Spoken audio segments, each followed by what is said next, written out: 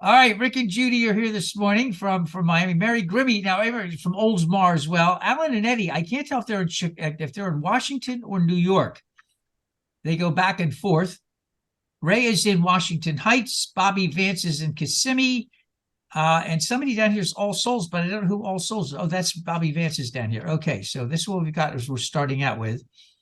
I know other people will be joining us in a moment or two. So let me begin and start by giving some announcements. One of the suggestions that's been made regularly, and I like to throw this out to everybody, is we start maybe about 10:30 and have people just come in and chat. We haven't had a chance to chat much, and I don't know if that's of interest to anybody or not, but think about that. When we used to meet at the JCC, before we got going, people would drift in and stuff, and you'd have a chance to talk and things like that. We've been kind of meeting, like you start like 5 minutes before the service, and that doesn't give much chance to schmooze and talk and stuff.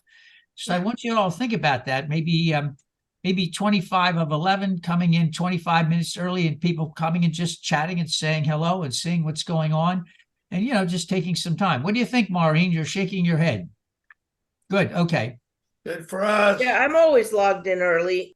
Okay, good. Okay. We got Cindy and Larry Deach here from Port Orange, Danny Sorkin from New York. Serge Cruz, are you ready for this? Excuse me. Miss Cruz has decided to leave Sedona, excuse me very much, and is now in hippiedom. He is in the Washington Square area of the state of North Carolina. He's in Asheville, having a ball. It's really annoying, actually. That's a great place to be. Most people, when they have a 40th birthday, have a crisis of some major proportions and do all kinds of bad things. No, he goes 2,000 miles to Asheville and is having a ball, and is with T-Mobile there already ensconced. Already has an apartment. Pat Kincaid is here in Miami. She's joined us. Kay Schweitzer is here, and she is 10 miles west of Merritt Island. So I'd like to again suggest to everybody, Cindy Lair here, I'd like to suggest to everybody that we gather about 25 of us, so 10:30, 25, just have a chance to do some old-fashioned blabbing and things like that to see how things are going along. Number 2, Connections met for the first time Thursday, and it is a go. We had several people show up, and it was exactly what I hoped it would be, where people had a chance to share, not only as it turns out about what triggers the holidays for making it bad going, but everything else as well. It was just a magnificent time of people sharing everything from loneliness to dealing with cravings and alcohol to name something that came up that was real and people experienced, and it was there. And so I'm glad to say we can continue that. And it's at a nice time because it's one of those times, it's a dead time that doesn't impact people on heavy schedules. It's Thursday night, 6:30 to 7:30. And so we're going to keep that.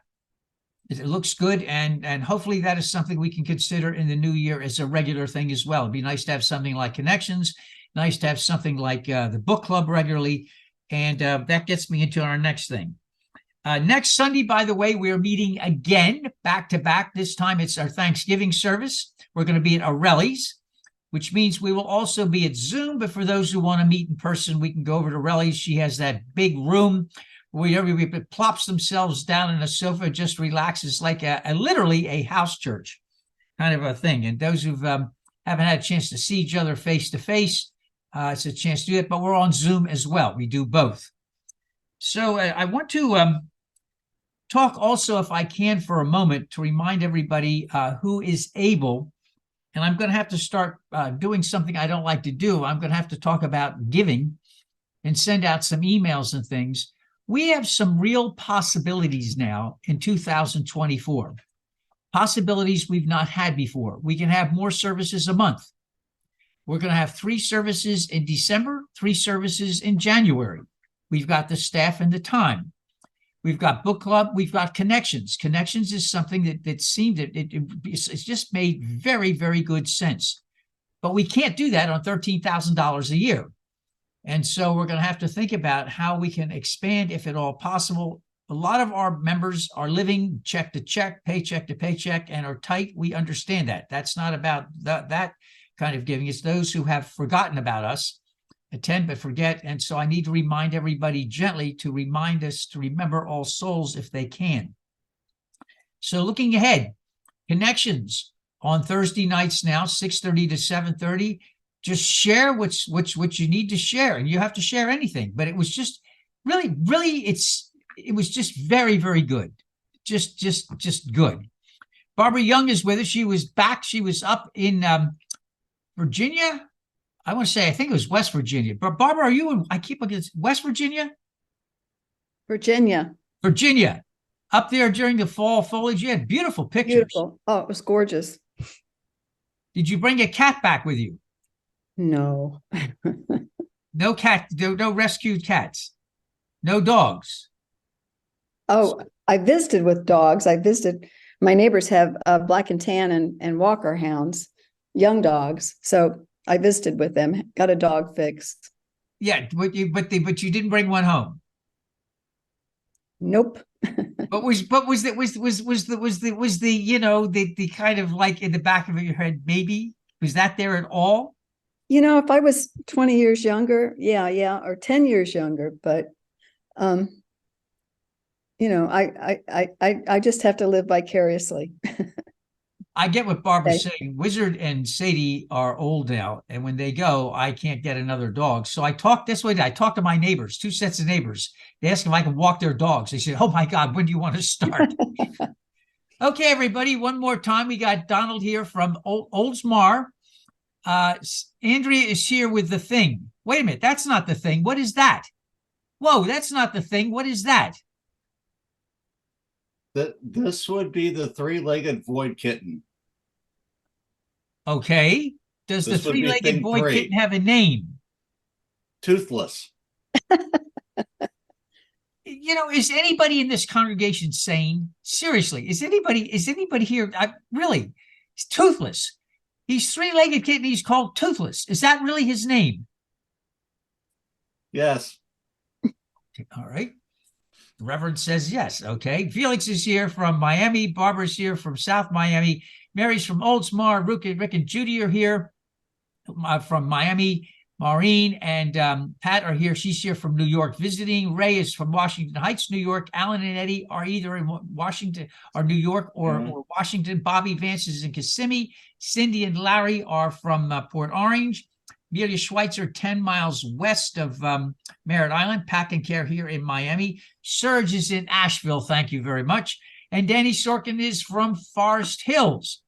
So good morning to you all. We light the memorial candle this morning for a number of reasons. For our Hindu neighbors and others, it's the festival of Diwali, Festival of Lights. We also have, as you well know, a massive amount of death in the Middle East. And without saying one or the other, I just ask you to remember all of the innocents right now on this very day who have died in the last 2 weeks, and keep them close, and the mourning of their families, those who are left behind. And this is going to be with us for a while. And so let us keep that close to us. And also keep in your thoughts and prayers. Besa had a very, very bad attack of MS yesterday.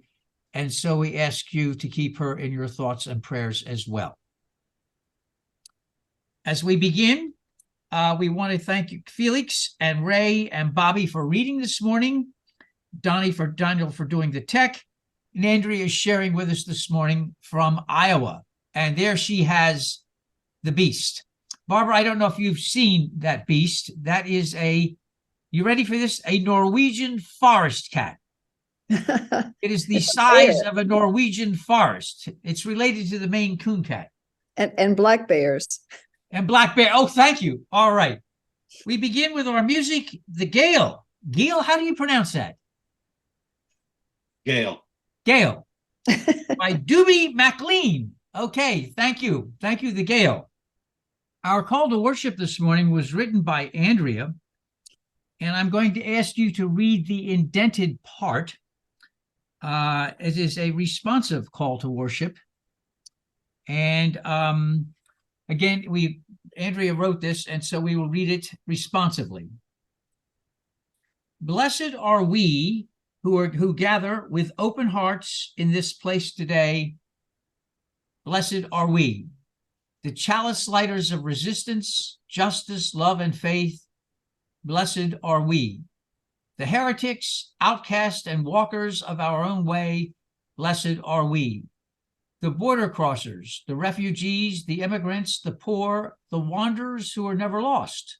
Blessed are we, the transgressors, the trespassers, the passers-by, and cause takers, the defiant and the compliant. Blessed are we, the hand extenders, the sign makers, the protesters, the protectors. Blessed are we, the trans women and trans men, the non-binary, cisgender, multigender, the no gender. Blessed are we, the friend, the stranger, the lonely, the hidden, the visible, the authentic. Blessed are we who rise in solidarity. Blessed are we who cannot. Blessed are we who do not. Blessed are we. For this is our beloved community, and this is who we are. Selah. And for those of you who would like to read with me together, O God, unite all. Let the religions agree and make the nations one, so that we may see each other as one family and the whole earth as one home. May they all live together in perfect harmony. O God, raise aloft the banner of the oneness of mankind. O God, establish the most great peace.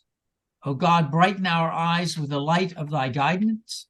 Delight our ears with the melody of thy word, and shelter us all in the stronghold of thy providence. And our special music, Everybody Walking This Land. I hope the rest of you are like me and are absolutely amazed at the variety of music we listen to. I'm so glad it's not just me sharing anymore, because the music I have is kind of boring and dull, actually. I'm always enjoying the variety of music that the staff brings now. And it's also readings. Ray Roldan is going to read to us a brief theology of Veterans Day. And Ray, if you'd be so kind.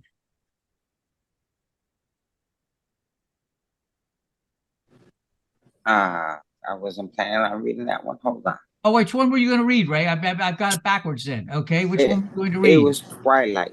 Okay, Bobby Vance, will you read the theology of Veterans Day? You got it. A brief theology of Veterans Day by the SALT team. November 11th was Veterans Day, originally Armistice Day. On the 11th hour of the 11th day of the 11th month, the truce was declared that ended World War I, then known as the Great War, and the war to end all wars. The United States Congress subsequently declared that the date should be commemorated with Thanksgiving and prayer and exercises designed to perpetuate peace through goodwill and mutual understanding between nations. Sadly, it was not the war to end all wars. And so in 1954, the day was renamed Veterans Day in order to honor veterans from all the wars since, not just World War I. But the words of Congress still resonate, as do the holiday's origin in that great stillness. A day of thanksgiving for the service of veterans, living and dead, for the service of caregivers, doctors and nurses and chaplains and mental health professionals and spouses and family members and friends who work with veterans through the ravages of war, even after the bullets and bombs and missiles stop flying, and for the days of peace that come at long last. A day of prayer for people of all faiths or no faith at all, a time of prayer meditation, or reflection on the stillness of armistice, so that the days of peace on earth increase and the days of war decrease. A day of exercises designed to perpetuate peace through goodwill and mutual understanding between nations, for all of us to find ways, large and small, to build bridges across the lines of difference, suspicion, or hostility in our neighborhoods, our country, and among the nations of the world.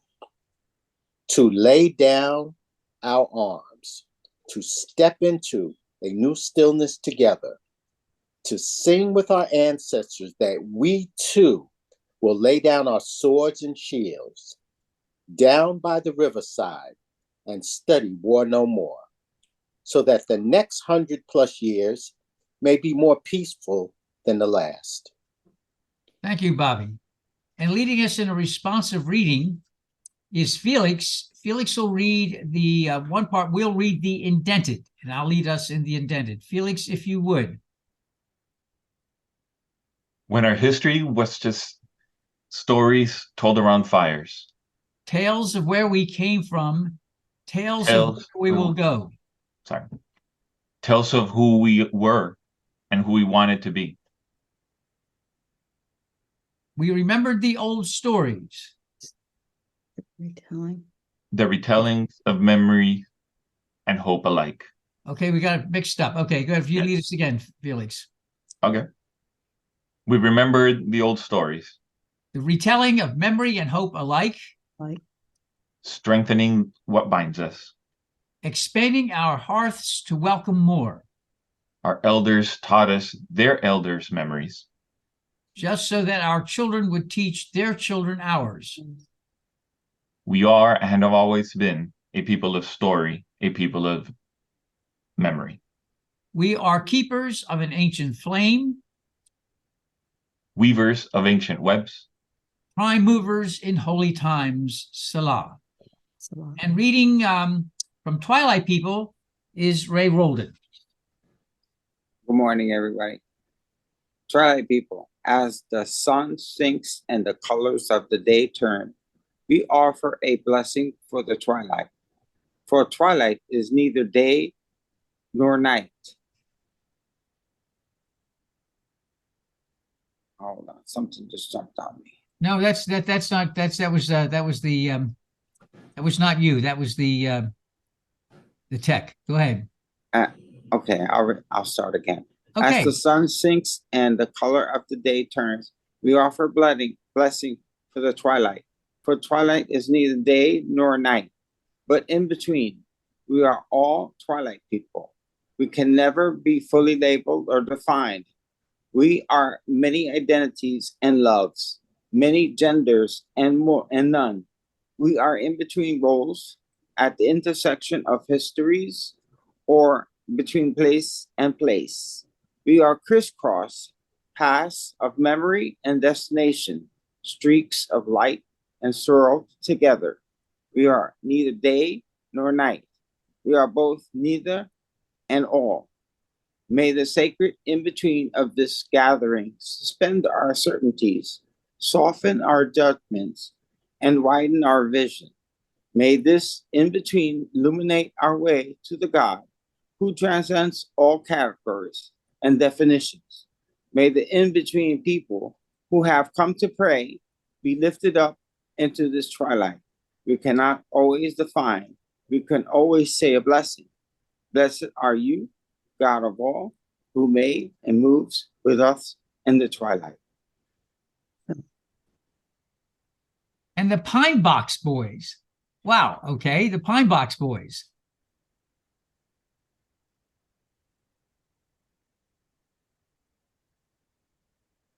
So back when I moved to the Quad Cities, I actually lived on the other side of the river. I lived over in Illinois, and I lived in Rock Island. And where the apartment that I had at the time was less than a mile and a half from the Rock Island Arsenal. And we lived on the second floor of a smallish Queen Anne Victorian. And when the night was quiet and the air was still, we could hear taps and retreat when they were sounded on the arsenal. And there was a part of me that loved that, being close enough to hear that again on a military base. And there was a bigger part of me that absolutely resented it.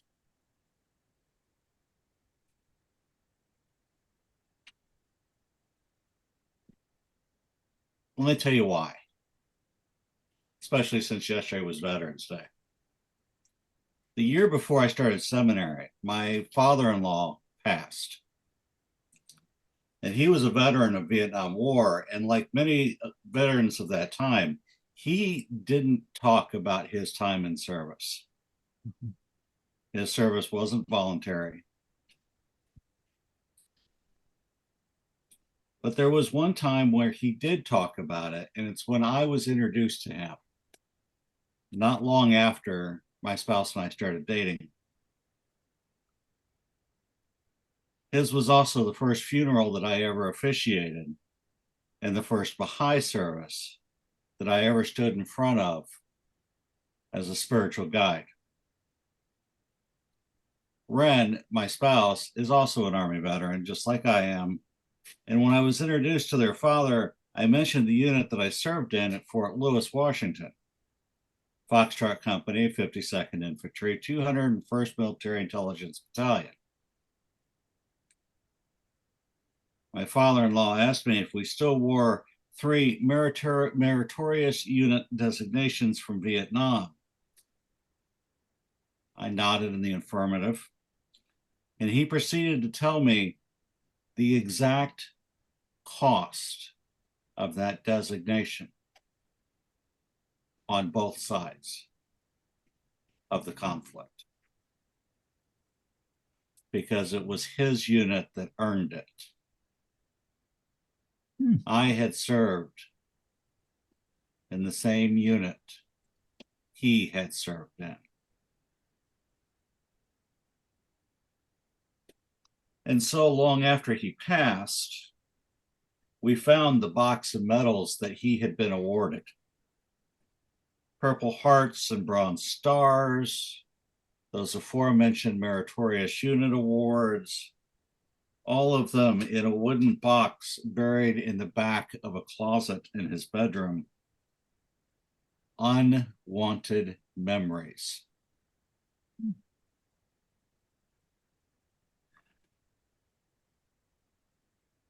Thus, the challenge of taps. That music that I could hear from my apartment as it echoed from the arsenal. Music that told me of my service. Music that told me of his service. Music that told me of service of countless of my relatives.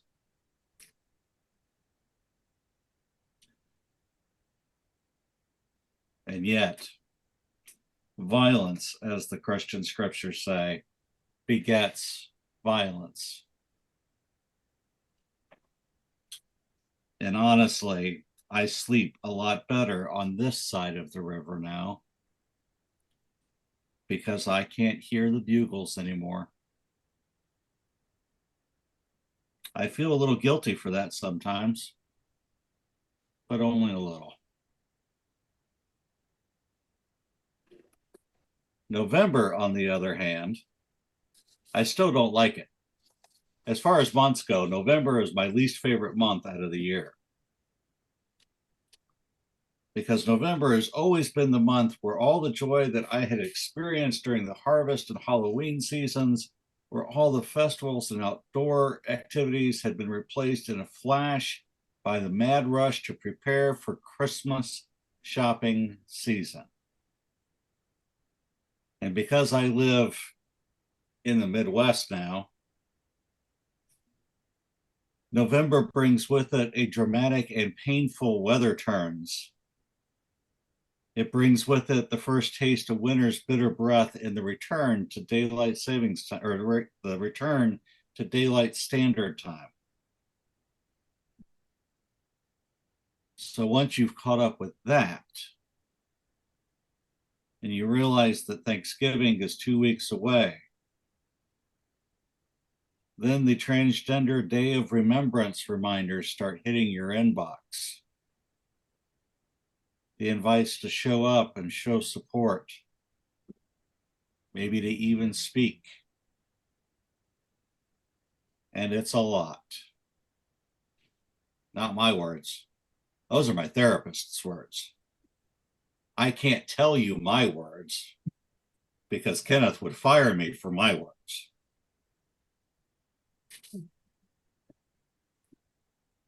So what do? When it's all a lot, when it's all quicksand, how do we pivot? How do we get to better footing? How do we, as it were, remember to care and not let the guilt eat us alive? So I'm going to tell you another story because that's just what I do. I have a dear friend. She lives up in Michigan now, but once we lived in Elgin together. And she used to own an art gallery / thrift store. And it was best described by a mutual photographer friend as the, quote, speakeasy of thrift stores. And from time to time, I would help my friend out at her store. And one day we were sorting through a massive estate sale purchase when we found a set of vintage 1970 C9 ceramic lights, just like the ones that used to hang on my front porch as a kid. I mean, these were the garish, giant Christmas lights. They were incredibly fragile. They were incredibly brightly colored. They are horribly dim. And she just held them up, said to me, "Do you want them?" And I stood there staring at those lights for what seemed like an eternity until I croaked out, "Yes, please." I didn't care if they worked. I didn't care if half the bulbs were missing. I didn't care if the wires were half exposed and the whole thing was a fire hazard. Because in the moment, those light strands told me a story. Those lights told me tales of welcome and community, of giant cats traversing my desk in the middle of a share during a church service. Those lights reminded me of my humanity. And in that, they dared me to meet the humanity of the world with grace. I know it seems weird that Christmas lights could do that, but it works.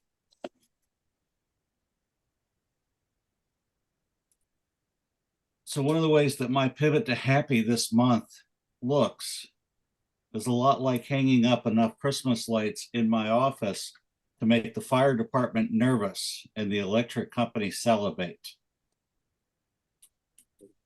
It keeps me in my hope when the weather outside says otherwise. It even amuses the cats. And for that, we give thanks to God.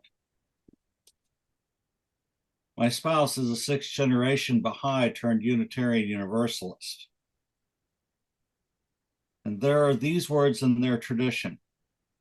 So I ask you to hear the words from Baha'u'llah, whose birthday is today, and is also the birthday of my father-in-law. Make your home a haven of rest and peace. Be hospitable. Be hospitable and let the doors of your home be open to the faces of friends and strangers. Welcome, everyone. Welcome, everyone. Hope does not belong just to us, but it belongs to everyone we run into contact with, everyone we meet. We are the beacon of hope. We are the weavers of hope in the world.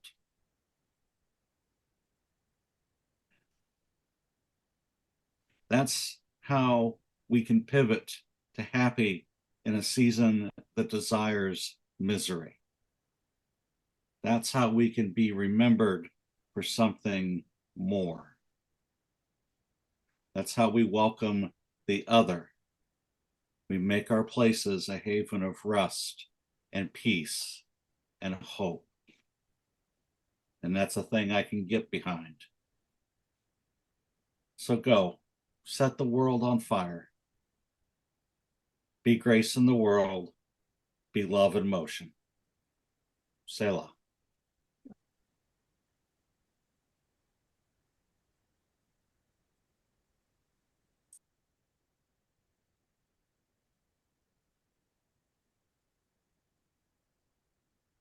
There was 2,000 years ago, this comes as a big shock, no Christmas trees, at least not in the Holy Land.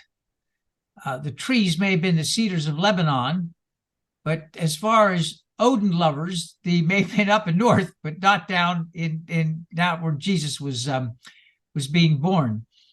Most people are not aware of this. There are two birth stories in the New Testament. One has Jesus born in a house. I bet you didn't know that. In Matthew's gospel, it says he was born in a house.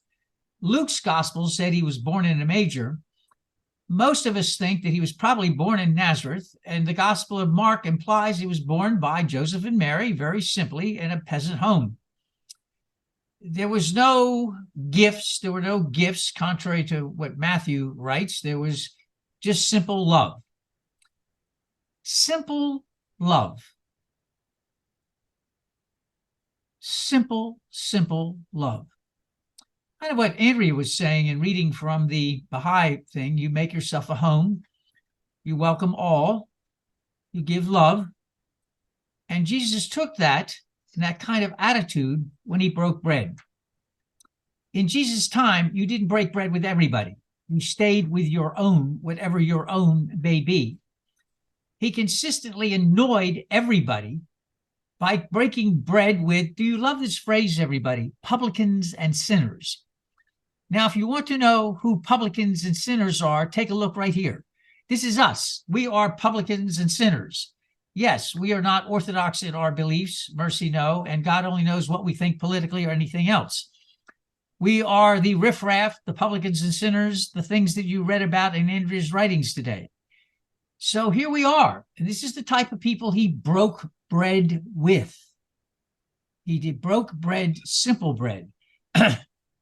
Very simple bowl, very simple bread, very, very simple cup, and he offered it to anyone and with anybody who would take time to have a meal with him.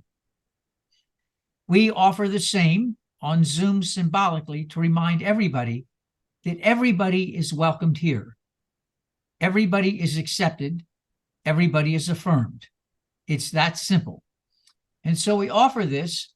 And for those for whom this did not work for a number of very, very good reasons over the years, we join hands. We symbolically join hands. And when we're in person, we actually hold hands. And we go to Winnie the Pooh. And how we ever went to Winnie the Pooh, I will have no idea, but so we did. And I ask you to read after me and repeat after me. Promise me you'll remember. Promise me you'll remember. You are braver than you believe. You are braver than you believe. Stronger than you seem. Stronger than you seem. And smarter than you think. Smarter than you think. And moving on, God didn't promise. God Days without pain. Days without pain. Laughter without sorrows. Laughter without sorrows. Sun without rain. Sun without rain. But the divine did promise. But the divine did promise. Strength for the day. Strength for the day. Comfort for the tears. Comfort for the tears. And light for the way. And light for the way. And our parting music, Passed This Way by Small Potatoes. And now may the road rise to meet you. May the wind be always at your back. May the sun shine warm upon your face, and may the rains fall softly upon your fields. And borrowing from the Bhagavad Gita, And when we meet again, may the divine in me greet and embrace the divine in you. Amen. We want to thank you all for being here today, especially for Andrea, who brings a unique sense of speaking and music and just, we are so glad to have you with us, Andrea. So glad that you grace us. I cannot thank you enough. We want to thank Ray for reading. We want to thank Ray for reading, and Felix and Bobby Vance, Digit on text, Mary Grimmy from Oldmer, Barbara Young, who fled from Virginia back here to be with us for the next several months, Maureen and Pat and Felix, Danny Sorkin, Cindy and Larry Deach, Alan and Eddie, who are still in New York, Serge Cruz, who's having too much fun in Asheville, North Carolina, Pat Kincaid, and Amelia Schweitzer. Reminding everybody this coming week, we do have connections Thursday evening, 6:30 to 7:30. We have book club next Saturday, and next Sunday we are meeting at Arelli's for our Thanksgiving service. And so again, Andrea, big hugs to you and Toothless and the Monster. There. Oh, speaking of which, yes. Have a safe week. Blessings to you all. Blessings, blessings, blessings. Be at peace. Bye, everybody. Bye, everyone. Have a great week. Bye-bye now. Bye-bye.